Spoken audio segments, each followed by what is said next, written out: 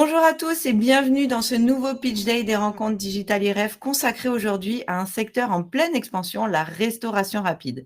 Je suis Elsa et j'ai le plaisir de vous accompagner aujourd'hui pour découvrir un concept innovant qui bouscule les codes du marché. Nous avons le plaisir d'accueillir Arthur Le Gouic, directeur général du réseau Gang of Pizza, une enseigne qui a su allier qualité, praticité et modernité pour séduire les consommateurs et attirer de nombreux entrepreneurs. Bonjour Arthur, pardon, et merci beaucoup d'avoir accepté notre invitation. Bonjour Elsa, merci pour l'invitation. Avec plaisir. Alors avant de démarrer notre interview, est-ce que vous pourriez, s'il vous plaît, rapidement pitcher sur ce que c'est Gang of Pizza pour les personnes qui ne connaissent pas? Alors, Gang of Pizza, c'est une franchise alimentaire de pizza basée autour d'un distributeur automatique, donc disponible 24 heures sur 24 et 7 jours sur 7. Et Gang of Pizza est aujourd'hui la deuxième franchise alimentaire de France, la première en termes de pizza. Ok, génial. Donc maintenant, on va avoir plein de détails, on veut tout savoir sur Gang of Pizza et notamment, déjà, on va commencer par le commencement. Comment l'histoire a-t-elle démarré? Alors, Gang of Pizza, ça a commencé en 2017 à l'été. Initialement, il y a des clients historiques de la société Adial, donc fabricant et concepteur des distributeurs automatiques de pizza, qui ont souhaité se réunir dans le but de créer une association de pizzaiolo sous une bannière commune.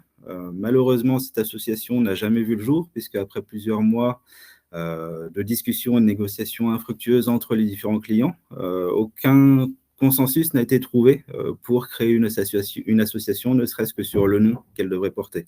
Ok. Fort de ce constat, on a proposé du coup à ceux qui le décident de nous rejoindre en franchise sous la franchise Gang of Pizza. Et donc à ce moment-là, libre à chaque client historique d'Adial de soit adhérer à la franchise et 100% adhérer, soit ne pas y adhérer et continuer en tant qu'indépendant. Donc c'est comme ça que la société a été créée. À partir de février 2018, c'est devenu effectivement une franchise, puisqu'en février, notre premier franchisé nous a rejoint à Romorantin, Ok. puis de nombreux autres, soit des clients historiques qui exploitaient déjà des distributeurs automatiques en tant qu'indépendants, soit des entrepreneurs qui ont souhaité se lancer directement avec la franchise. Voilà, pour l'histoire de la franchise. Alors depuis, bien sûr, on a Ça a eu évolué, hein. voilà, on a eu une croissance très importante. En 2020, on a fêté notre 100e point de vente, donc un réseau de 100 points de vente. Il y en a quelques-uns en France, mais on commençait à compter parmi des franchises de poids. En 2021, on a eu une première expérience, alors pas à l'étranger, mais en Martinique, donc une première expérience loin de la France métropolitaine, qui est très, très formateur sur l'accompagnement qu'on peut donner à distance et puis Mm. les éléments qu'on peut fournir ou non sur ces cas particuliers, pour arriver l'an dernier, au 31 décembre, à 575 points de vente, ce qui fait de nous la deuxième franchise derrière McDonald's et la première en termes de nombre de points de vente au niveau de la pizza. Ah, génial. Et donc, les objectifs de développement à terme, ils sont comment? Alors, il y a pas de limite en fait. Il y a bien sûr des objectifs. L'objectif pour 2025, c'est 750 points de vente Gang of Pizza et une centaine de points de vente sur des licences de marque. On a lancé également 2 concepts en marge de Gang of Pizza, de licences de marque basées autour des burgers et des tacos. Ok. Mais sur la pizza, on a un objectif à 750 points de vente pour 2025. Ok, pas mal. Et alors, comment ça fonctionne, votre concept? Alors, aujourd'hui, donc, chacun de nos franchisés a un ou plusieurs points de vente, mais chacun de nos franchisés a un atelier de production de pizza. C'est là que va être, en général, son siège social et c'est là que va se passer l'essentiel de son activité. Tous les matins, le franchisé arrive dans son atelier. Il vérifie sur les distributeurs, via une application, combien de pizzas il reste dans chacun, pour Mhm. savoir combien de pizzas il va devoir produire. Et donc, tous les matins, il va produire un certain nombre de rennes, un certain nombre de fromages, etc., qu'il assemble et qu'il met en boîte. Une fois mis en boîte, il va faire le tour de tous ses points de vente pour procéder au réassort des distributeurs. Le distributeur, lui, va stocker toutes les pizzas en frais, en froid positif, en attendant qu'un client la commande chaude ou froide. Donc Ouais. voilà, c'est ça assez simplement notre concept. Et après, donc, si par exemple, je suis une cliente et que je la veux chaude, c'est le distributeur qui va la chauffer? Qui va la C'est ça. cuire? Enfin, On a le elles choix, en sont fait, déjà cuites ou soit de la pas d'ailleurs, récupérer hein? voilà, on a le choix soit de la récupérer chaude au distributeur, donc dans ce cas-là, c'est, le four qui est intégré au distributeur qui va vous la cuire, soit de la prendre froide, et dans ce cas-là, à réchauffer à la maison au four domestique. OK, donc Vous elles pouvez sont également déjà la pré-cuites, hein? commander pardon? Pardon, elles sont déjà pré-cuites? Voilà, tout à fait. Le franchisé, lui, prépare les pizzas. Il a une base qui est pré-cuite, sur lesquelles il va appliquer le topping qui, pour certains ingrédients, vont être cuits, notamment les ingrédients une partie des ingrédients carnés, ne serait-ce que pour des questions de sécurité alimentaire Bien et sûr. d'autres vont être totalement crus, et en particulier tous les fromages. La machine va pouvoir cuire, la pizza. Vous pouvez également commander en ligne via l'application de vente en ligne pour pouvoir réserver votre pizza et vous choisissez à ce moment-là si vous la récupérez chaude ou froide. OK, et donc les distributeurs, ils sont implantés où en général? Est-ce que c'est plutôt du centre-ville? Est-ce que c'est plutôt, de la zone périurbaine, de la zone commerciale, même de la zone rurale? Comment ça se passe? Alors, c'est essentiellement de la zone rurale. Nous, notre cœur de cible va être les petites communes, les villes qui vont faire entre 2 et 5 000 habitants. C'est vraiment là qu'est notre cœur de cible. Alors, on n'exclut pas de pouvoir aller dans des communes plus petites. On a pas loin de notre siège une commune qui fait à peine 500 habitants et sur laquelle on a installé un distributeur. Pourquoi? Bah, parce qu'on est en périphérie de Lisieux Mmh. et que en fait, on est sur un rond-point qui dessert 3 villages qui font chacun entre 200 et 600 habitants et donc on a une zone de chalandise qui permet de toucher 1 000 à 1 500 habitants. Mais sinon, vraiment, le cœur de cible va être 2 à 5 000 habitants. Donc, on va vraiment chercher plutôt de la campagne ou de la petite commune que de la grosse ville. À l'inverse, on a quelques exemples à l'opposé. On a un franchisé qui est dans le cœur de ville de Besançon, Mmh. qui reste une très grosse ville. Mais c'est vrai que ce n'est pas notre cœur de métier. OK, et est-ce qu'un franchisé, il doit avoir plusieurs points de vente ou un seul, suffit? Enfin, comment ça se passe? Comment il peut s'organiser justement pour avoir un bon rendement?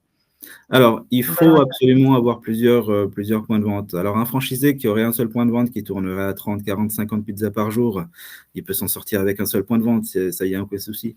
Mais un franchisé qui tournerait avec un seul distributeur, qui serait dans la moyenne, ne pourrait pas payer toutes ses charges et se payer lui-même. Notre concept, il est exclusivement multisite. On conseille de démarrer au moins avec 2 distributeurs ou avec 3 et de rapidement passer à 4 ou 5. OK. Aujourd'hui, on a la chance d'avoir un parc, on va pas dire vieillissant, mais avec plusieurs strates d'expérience parmi nos clients. Les plus anciens, ceux de 2018-2019, ont en moyenne plus d'une dizaine de distributeurs chacun. OK. Et notre plus gros, qui est arrivé au courant d'année 2018, en a 41 aujourd'hui. Ah oui, c'est énorme. Voilà, donc, mais pour différentes raisons. Déjà parce que les plus anciens sont là depuis le plus longtemps, donc ils ont eu le temps de réinvestir, puisqu'un investissement sur un distributeur reste un investissement relativement conséquent, Mmh. beaucoup moins qu'un restaurant traditionnel, mais ça reste un investissement Bien conséquent. sûr. Donc au fil des années, ils ont réinvesti massivement en fonction de leurs résultats. Et la deuxième raison, c'est que bah, le fait de réinvestir et donc de placer d'autres points de vente permet d'écraser les charges. On organise mieux les équipes, on organise mieux les tournées. C'est toujours un laboratoire, qu'on ait 10, 20 ou 30 distributeurs. Donc tout ça fait qu'on fait des économies d'échelle en ayant un parc plus conséquent. OK, et en moyenne, un franchisé, il embauche combien de personnes? Alors ça, c'est assez variable. Alors en général, un franchisé va, selon les profils, hein, va embaucher son premier employé entre le troisième et le quatrième point de vente. OK. C'est à ce moment-là qu'il devient réellement manager et c'est à ce moment-là qu'il rentre dans une deuxième phase de sa vie de franchisé, celle où la société du franchisé commence à avoir une vraie assise financière et celle où il va pouvoir accélérer dans son développement parce que justement, il commence à organiser une équipe d'une ou de plusieurs personnes avec lui autour du concept. Et après, on considère qu'un distributeur, en fonction de s'il tourne plus ou moins fort, va consommer entre 10 et 15 heures de travail hebdomadaire chacun. OK. Donc, on compte environ un équivalent temps plein pour 3 distributeurs. OK. Oui, donc effectivement, on peut déjà démarrer son activité, seul, Oui, oui, dans oui. un premier temps, et après ça monte crescendo. OK, et parfait. Alors maintenant, j'aimerais bien que vous nous parliez un petit peu du type de candidats que vous recherchez. Quels sont les profils, qui vont pleinement s'épanouir, chez Gang of Pizza? Alors, on n'a pas de candidat type, ou en tout cas, on n'a pas essayé d'en définir parce que on a des franchisés qui viennent de tous les horizons aujourd'hui et chacun apporte des choses différentes, mais chacun est capable de prendre en main notre concept. Notre concept, il est suffisamment simple pour que n'importe qui, après une formation assez rapide, puisse le respecter, le réaliser dans les meilleures conditions. Donc, c'est pour ça qu'on n'a pas spécialement de profil type. Alors, je dis ça, et en parallèle, il y a quand même un profil qu'on va éviter plus que les autres, ça va être le profil investisseur. Ok, On donc cherche pas de vraiment, profil investisseur. voilà, on cherche vraiment des entrepreneurs, des gens qui veulent se créer leur métier, qui veulent se créer leur avenir, des gens qui, la première année, seront à peu près tous les jours dans leur laboratoire, qui, les années qui suivent, iront voir et produire avec leurs équipes très régulièrement. Aujourd'hui, notre franchisé le plus gros, qui a une quarantaine de points de vente, il est encore tous les jours, alors pas forcément dans son atelier, mais il passe tous les jours par l'atelier, il est tous les jours à son bureau qui est juste au-dessus de l'atelier, et il y descend tous les jours pour voir les équipes. Ouais, ok. Donc, on a besoin de gens qui s'investissent personnellement et qui investissent du temps personnel sur l'entreprise. On le voit, une société n'est jamais aussi bien gérée que si elle est gérée par son propriétaire. Et donc, on a besoin, surtout pour des sociétés à taille humaine comme celle-ci, que le franchisé soit investi dans son travail. Ok. Est-ce que c'est mieux d'entreprendre seul ou à deux chez Gang of Pizza? Là, encore une fois, on a vraiment de tout. On a à la fois des couples. On a un couple d'anciens camions pizza qui se trouve dans la Manche. On a un couple de restaurateurs-traiteurs qui se trouve en Bretagne. On a même un couple, entre guillemets, mère-fils, qui nous ont rejoints. Mais on a aussi beaucoup de franchisés qui sont seuls. Donc, encore une fois, il n'y a pas de règle. On peut très bien s'en sortir seul. Et en général, on commence seul. Et la deuxième personne du couple arrive dans le projet généralement sur une deuxième phase parce que, notamment au tout début, sauf si on investit rapidement sur beaucoup de points de vente, sur plusieurs points de vente, mais notamment au début, il faut faire attention à ne pas trop charger la structure. Et donc, en général, il n'y a qu'une seule personne qui commence et puis qui est rejointe par la deuxième 6 mois, 1 an plus tard. Ok. Nous, on a vraiment pas mal de franchisés qui travaillent en fait en binôme et ça fonctionne très bien aussi. Ok. Et peut-être que je dis une bêtise, mais il faut pas forcément avoir l'âme d'un commerçant finalement, puisque on n'est pas, il n'y a pas de contact avec le client. C'est ça. Alors, c'est bien de pouvoir avoir une âme de commerçant, puisque de temps en temps, on va rencontrer des consommateurs sur la route. Et puis, il faut être capable de répondre sur les réseaux sociaux et de répondre aux Oui. sollicitations des consommateurs.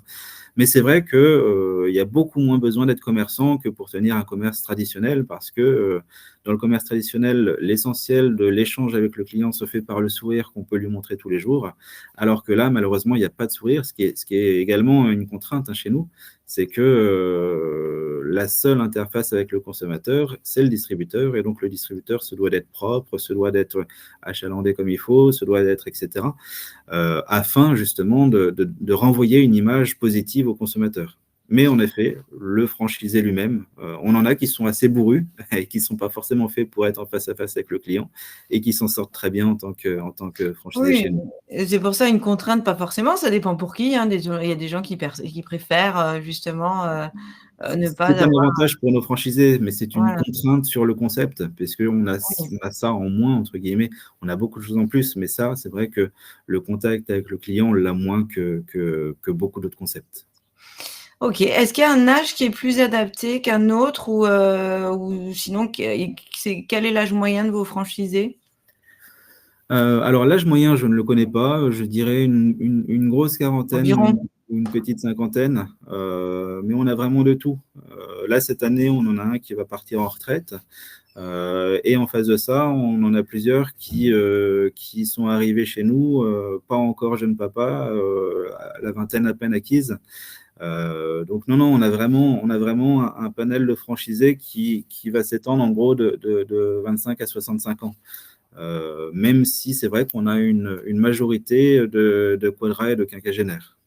OK, mais ça veut dire que même pour les jeunes entrepreneurs, ça peut être aussi une opportunité de création, Oui, d'entreprise? oui, tout à fait. C'est rarement, la première expérience professionnelle. C'est arrivé qu'une fois, pour un de nos franchisés que ce soit la première expérience professionnelle, parce qu'avant ça, il avait fait de l'apprentissage en entreprise. OK, Mais sinon, c'est arrivé à de nombreuses reprises que ce soit une deuxième expérience professionnelle après quelques années dans une première entreprise. OK. Et est-ce que, une reconversion, est-ce qu'être en reconversion, c'est un plus ou peu importe?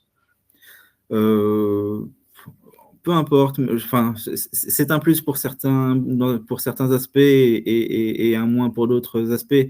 L'avantage d'avoir déjà fait de la restauration et en particulier de la pizza, c'est qu'on va avoir tout un tas de réflexes qui vont revenir très rapidement et donc on va être opérationnel et efficace très rapidement dans le travail. L'inconvénient, c'est qu'on va avoir, beaucoup de mauvais, comportements, de mauvaises habitudes, Eh oui. vis-à-vis de la pizza qui était faite avant, par rapport à la pizza qui doit suivre le concept. Cela dit, il y a quand même un intérêt à avoir fait de la restauration ou de l'hygiène au sens large, c'est justement d'avoir des connaissances en hygiène. Mais c'est encore une fois, c'est pas un prérequis, parce que c'est des choses qui s'appliquent, qui s'apprennent, qui sont alors, en plus très simplifiées dans notre concept. Ouais. Oui, c'est-à-dire qu'être issu de la restauration ou de l'hygiène ou de la pizza, c'est un plus, mais c'est pas, une obligation, en tout cas, c'est pas grave si on s'y connaît pas là-dedans, quoi. Oui, nous on aime autant, enfin, on n'a pas de préférence entre les 2, hein. Mais en revanche, ce qui est vrai, hein, pour être totalement honnête, c'est qu'un ancien pizzaiolo va produire plus rapidement, plus vite qu'un franchisé pas issu de la restauration. Il va produire 2 à 3 fois plus vite au début, puis passer 1 à 2 ans, ils vont produire relativement à la même vitesse. Mais OK. pendant le lancement, quelqu'un qui n'a jamais fait d'alimentaire va produire tout doucement ses pizzas, quand quelqu'un qui en a déjà fait va être beaucoup plus efficace. Évidemment. Donc on a besoin d'un local, combien de comment do quelles conditions doit-il remplir et quelle est la superficie moyenne à peu près? Alors on a besoin de plusieurs locaux, donc on a besoin d'un local principal pour faire l'atelier, Ouais. dans lequel on peut, s'il est bien placé, encastrer un distributeur automatique. Le distributeur existe sous 2 formats, soit en kiosque, donc à poser par exemple sur un parking, en étant totalement indépendant des bâtiments autour, soit sans kiosque et donc encastré dans un bâtiment existant. Donc généralement, on l'encastre dans un petit commerce justement à louer. Donc pour un laboratoire, en fonction bien sûr, des volontés de croissance du parc de la part du franchisé, va faire en général entre 50 et 80 mètres carrés pour commencer, Mmh. et puis va grossir ensuite. La plupart de nos anciens franchisés ont déjà eu au moins un premier labo, puis un deuxième. Certains sont sur leur troisième laboratoire parce que justement, ils font grossir l'atelier en fonction de leur parc. Ça évite de surinvestir au départ et ça permet ensuite de grossir en même temps que l'entreprise. Et aujourd'hui, nos plus gros ateliers dépassent les 200 mètres carrés. Sachant qu'avec 200 mètres carrés, on peut facilement approvisionner une cinquantaine de distributeurs. Voilà, il n'y a pas besoin de très grosse surface. Et après, pour les points de vente, pour les distributeurs, eh ben, ce qu'on va chercher, c'est à peu près une demi-place de parking quand on est en kiosque. Mmh. Donc, bien sûr, en général, on parle d'une place de parking complète, histoire d'avoir un espace consommateur inclus. Ou alors, c'est un local commercial qui est d'une dizaine de mètres carrés, dans lequel on va pouvoir encastrer le distributeur. OK. Aujourd'hui, on a une répartition à peu près 70 à 80 de kiosques contre 20 à 30 d'encastrés. Le kiosque prenant beaucoup plus de place, enfin, étant beaucoup plus répandu chez nos franchisés que l'encastré. OK. OK et du coup, le franchisé ou en tout cas la personne qui produit, en fait, comment ça se passe? C'est vous qui envoyez, les pâtes toutes faites et ensuite il y a juste à les refaçonner ou est-ce que c'est eux qui préparent, qui ont la recette de la pâte et qui la préparent?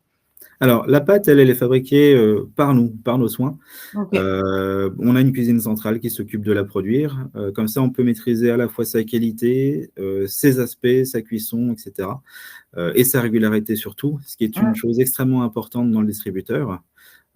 Pourquoi je parle de régularité? C'est parce que dans une pizzeria classique, si la pâte fait des fois 250 grammes et des fois 350 grammes, déjà, elle n'aura pas le même aspect, mais en plus, le pizzaiolo pourra corriger au moment de la cuisson, cuire plus Ouais. ou moins longtemps. C'est-à-dire que si au bout d'une minute 30, il voit que c'est pas tout à fait cuit, il peut rajouter 10 secondes, 20 secondes, c'est pas un souci pour lui. Là où nous, une fois qu'on a terminé la pizza, on la pose au distributeur, on lui dit c'est une 4 fromages, ça se cuit en 120 secondes. Qu'elle fasse 300 grammes ou 800 grammes, il va la laisser que 120 secondes dans le four. Il ne va pas Oui, oui. réajuster en fonction de la pizza. Donc, on a besoin d'avoir une pâte à la fois très technique, parce qu'elle va être cuite une première fois, refroidie, assemblée, posée au distributeur, puis cuite une deuxième fois, et très régulière. Donc ça, c'est fait en cuisine interne. Et les franchisés vont pouvoir commander autant de fois qu'ils le souhaitent dans la semaine, à la fois la pâte et l'ensemble des ingrédients, carnet, fromage et autres, pour pouvoir confectionner quotidiennement les pizzas. D'accord, donc ils commandent tout auprès de vous? Ils commandent tout auprès de notre partenaire. Alors, ce n'est pas Ouais. auprès de nous directement, mais auprès de notre partenaire, oui, tout à fait. OK, donc c'est simplifié, mais ils ont pas besoin d'aller faire leurs courses dans X, Tout à fait, c'est livré directement dans leur labo, en fonction de la quantité qu'ils ont commandée. OK, parfait. Alors, combien ça coûte tout ça de devenir, franchisé, Gang of Pizza? Alors, pour un projet avec 3 points de vente, un atelier de production qui ne serait pas en achat, mais qui serait en location, avec des travaux éventuels et puis avec du matériel, ainsi qu'un véhicule, probablement en leasing sur les premières années, on est sur une enveloppe autour de 230 000 €, hors taxes, bien sûr, pour pouvoir démarrer. Alors, on a la chance aujourd'hui d'avoir des banques qui nous suivent assez facilement sur les projets. On a été, C'est bien parce que c'est rare aujourd'hui. surpris, des fois, notamment au plus fort de la crise, au moment où on avait du mal à trouver du financement, ou en tout cas, les projets d'investissement avaient du mal à trouver du financement, à être suivis par les banques, des fois avec simplement 10 à 15 d'apport. On recommande un apport d'environ 40 000 €, ce qui laisse justement de la marge de négociation, de la latitude au projet. Maintenant, on a des franchisés qui ont démarré avec bien moins que ça. C'est difficile de démarrer en dessous de 20 000 € par contre. Et puis, plus on a d'apport, plus c'est simple, entre guillemets, de trouver à la fois des partenaires et puis des solutions. OK, et donc combien ça rapporte après? Alors, ce que ça rapporte, en fait, tout va dépendre d'une part de combien vos distributeurs vous vendent de pizza, mais sur la moyenne et avec des charges moyennes, on estime un EBE qui va se situer entre 25 et 30 EBE, excédent brut d'exploitation, et donc un résultat net qui va être de 10 à 15 du chiffre d'affaires. Donc, on a quand même un concept qui devient assez rapidement rentable, et de plus en plus rentable au fur et à mesure de la croissance de la société. D'où l'importance, une fois qu'on a passé justement un cap de 3-4 distributeurs, de pouvoir grossir alors aussi rapidement qu'on le souhaite ou aussi lentement qu'on le souhaite également, puisqu'on a des franchisés qui ne veulent pas spécialement grossir Mmh. plus vite ou pas forcément gagner plus, mais en ayant plus de travail.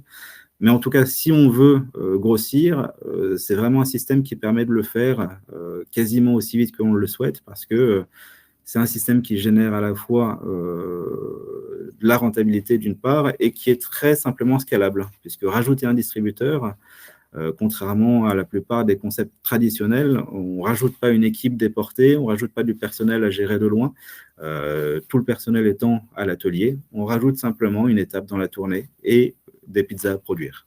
OK. OK, très bien, et en termes de formation, comment ça se passe chez Gang of Pizza? Alors, ce qu'on voit à l'écran, c'est le cycle de formation, entre guillemets, d'entrée dans la franchise. Oui. Il y a une formation initiale qui se passe directement au siège à Lisieux, qui va être une initiation au concept Gang of Pizza, ainsi qu'un échange d'une demi-journée avec la responsable de communication qui va expliquer comment fonctionnent les réseaux sociaux et la communication chez Gang of Pizza. Une demi-journée également avec un des responsables de notre succursale d'exploitation, qui exploite des distributeurs automatiques de pizza. Tout ça afin d'être préparé à ce à quoi doit s'attendre le futur franchisé. Ensuite, on fait faire une formation HACCP, c'est une formation hygiène, qu'on ne fait pas nous-mêmes, on fait appel directement à des organismes agréés pour Oui. faire ça. Le plus gros et le plus intéressant pour les franchisés va être l'immersion en site pilote. Là, c'est une immersion qui va durer 5 à 15 jours, qui peut éventuellement aller plus loin, mais pour le moment, 5 à 15 jours, c'est le format qui nous a semblé le plus cohérent. Mmh.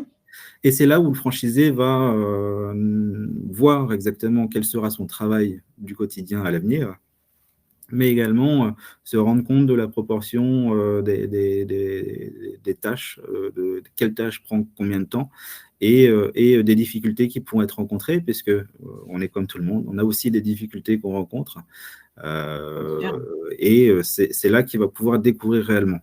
Et enfin, et là on parle de la dernière étape de l'accompagnement, de la formation d'ouverture, c'est l'ouverture physique du point de vente. Lors de cette journée, le franchiseur est présent avec le franchisé dans les locaux du franchisé pour faire la première production, pour vérifier si l'atelier est bien disposé, si jamais il ne faudrait pas échanger de place une table et un réfrigérateur juste pour gagner du temps et en efficacité dans l'atelier. Et puis il va reprendre tous les acquis obtenus pendant les immersions afin de commencer dans les meilleures conditions possibles. Pareil, OK. le franchiseur est là pour aider le jour de l'installation, puisque le jour du lancement, pardon, parce qu'au moment du lancement, il y a du stress et il y a de la Mmh. précipitation. Il va aider le franchisé, notamment sur les derniers paramétrages du point de vente du distributeur automatique, parce que le franchisé reste maître d'un certain nombre de choses, dont par exemple les tarifs des pizzas. Et Ah donc, il oui? va pouvoir checker avec le franchisé si l'arène, il avait bien à ce prix-là ou s'il veut un autre prix. Il va pouvoir donner également un avis ou conseiller le franchisé sur des tarifs en fonction de la zone. Oui, oui, tout à fait. Voilà. Et ça, Et c'est qu'une ensuite? partie, puisqu'en fait, le plus gros de l'accompagnement, c'est pas du tout la formation. La formation, elle est essentielle parce qu'il faut bien commencer par quelque chose. Maintenant, le concept, il est essentiellement écrit, c'est-à-dire qu'aujourd'hui, quelqu'un qui n'aurait reçu aucune formation, si on lui donne notre book de production et nos recettes et les références de nos ingrédients, il saura appliquer notre concept. L'accompagnement, il est beaucoup plus large parce qu'il va commencer avant même que le franchisé ne signe son contrat de franchise, bien entendu. On travaille, nous, avec des développeurs qui font également des animateurs.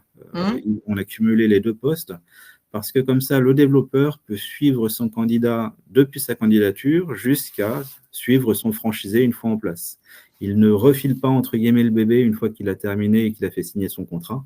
D'autant plus que le bébé en question, le franchisé, est amené à signer de nombreux autres contrats s'il est convaincu par le concept.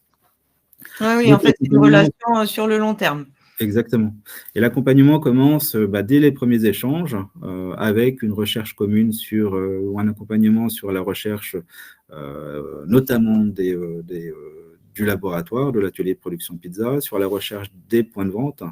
Et puis ensuite, ça va être sur la recherche toujours des points de vente pour la croissance, mais également sur un accompagnement sur du quotidien, c'est-à-dire que l'animateur qui fait du développement va être le premier interlocuteur du franchisé. Dès que le franchisé a une difficulté, une question ou veut faire évoluer certaines choses, c'est vers le développeur qui va se tourner. Si jamais il y a une livraison d'ingrédients qui n'est pas arrivé en temps et en heure mince, il a plus de mozza et donc il ne peut pas produire, il va tout de suite appeler le développeur qui va regarder ce qu'il est possible de faire dans la limite du raisonnable pour limiter les ruptures. Donc OK. voilà, c'est vraiment cet accompagnement-là qui va être continu et qui va aussi se traduire par des audits. Le développeur, par exemple, va pouvoir, donc on fait appel à un prestataire externe pour faire des audits des laboratoires. Si jamais l'audit n'est pas bon, le développeur va accompagner le franchisé pour justement mettre à niveau l'atelier de production, histoire de pouvoir continuer de produire dans des bonnes conditions. OK. Parfait. Et comment ça se passe, Arthur, après, enfin, une fois que tout est lancé, il y a aussi, bon, vous nous l'avez dit, hein, il y a le développeur animateur qui vient. J'imagine que, voilà, pour toute question, enfin, quoi qu'il arrive, vous êtes là, à sa disposition. Oui, bien sûr. On se doit d'avoir une assistance la plus complète possible. Alors, on ne peut pas tout faire à la place du franchisé, mais on se doit d'être présent dans toutes les étapes de vie du franchisé.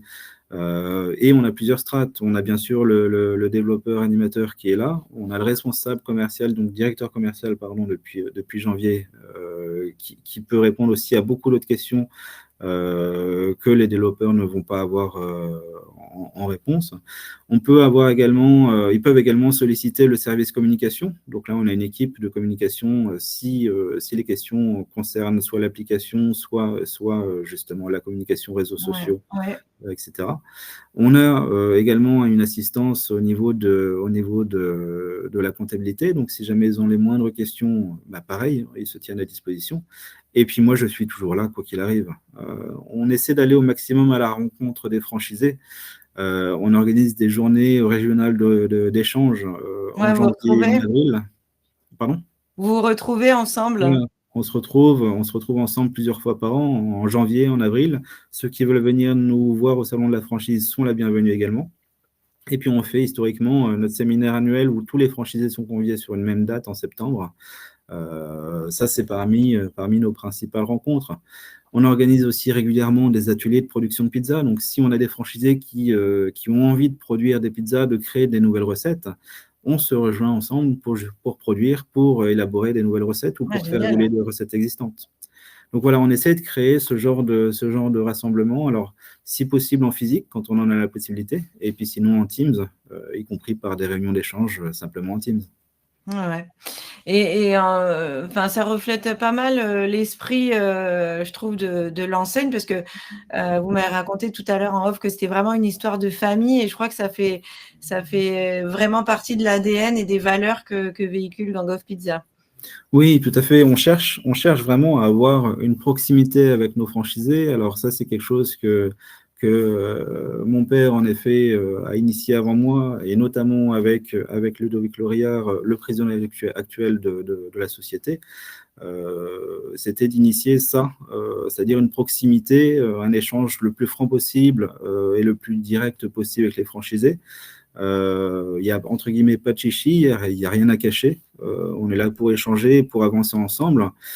Et comme on le dit depuis le tout début, la franchise, c'est un mariage, donc ça peut se finir par un divorce, mais le but du mariage, c'est que ça fonctionne et qu'on Ça soit dure. capable de se parler.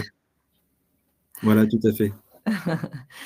Et puis OK. au final, on est une franchise de gangsters, on rentre et justement dans la famille de Gang of Pizza dès qu'on devient franchisé. Mais justement, c'était ma dernière question, pourquoi Gang of Pizza? Vous y avez un petit peu répondu. Oui, alors l'autre réponse, c'était surtout un atout marketing. En fait, initialement, au moment de la réflexion sur le nom qu'on allait se donner, on est parti sur 3 concepts distincts. Soit un concept basé autour d'un logo, l'exemple tout bête, c'est Domino's. Soit Mmh. un concept basé sur de la pizza traditionnelle, la mama, la pizza di mama, etc. Et là, on s'est dit qu'on était en décalage avec notre concept qui se veut à la fois jeune et innovant, donc, et justement pas spécialement traditionnel, soit un concept de nom complètement décalé. Et là, nous a été proposé par une agence de com à l'époque l'univers gang. Et on s'est dit que si on passe devant 2 ou 3 distributeurs, puisqu'on est sûr qu'un jour, les consommateurs passeront devant plusieurs distributeurs régulièrement, le seul qui va marquer réellement en termes de nom et qui va se démarquer, ce sera Gang of Pizza. Gang a le gros avantage, en particulier en France, de véhiculer une image des films des années 50. On voit les gangsters italiens aux États-Unis dans la première moitié du Ouais. XXe siècle. On n'a pas un côté trop négatif du mot gang en France. Et donc, le nom s'y prêtait très bien. Gang voulant également dire réunion, Oui, clan. clan. Mmh. Donc, ça se prêtait très bien à une idée de se réunir pour faire une franchise. Bon, bah, je comprends mieux la cravate alors, hein. Merci. Bon, bah, merci Arthur, je vais vous laisser conclure. Je vous laisse le mot de la fin si vous le souhaitez. Oui, alors juste pour un dernier mot, on est très fiers de pouvoir vous annoncer qu'on a démarré en Allemagne très récemment. Donc, le gang est à la conquête de l'Europe. Génial. Les distributeurs ont démarré en Allemagne le 13 janvier, donc ça fait pile un mois jour pour jour, globalement sont plutôt très bien accueillis sur le territoire allemand. On espère très prochainement conquérir la Belgique, et puis on verra ensuite en fonction des sollicitations de masters franchisés ou de franchisés localement. Ouais. Eh ben, bravo, félicitations Arthur. En tout cas, merci beaucoup pour tous ces éléments qui ont été, j'en suis sûre, très intéressants et instructifs pour les futurs franchisés. N'hésitez pas à vous rendre sur le stand de Gang of Pizza pour retrouver toutes ces informations et bien d'autres encore, ou prendre directement contact avec Arthur et son équipe si vous souhaitez démarrer cette nouvelle aventure avec Gang of Pizza. Je vais y arriver, Gang of Pizza. Merci beaucoup Arthur. Merci à vous, Elsa. Très bonne fin de journée.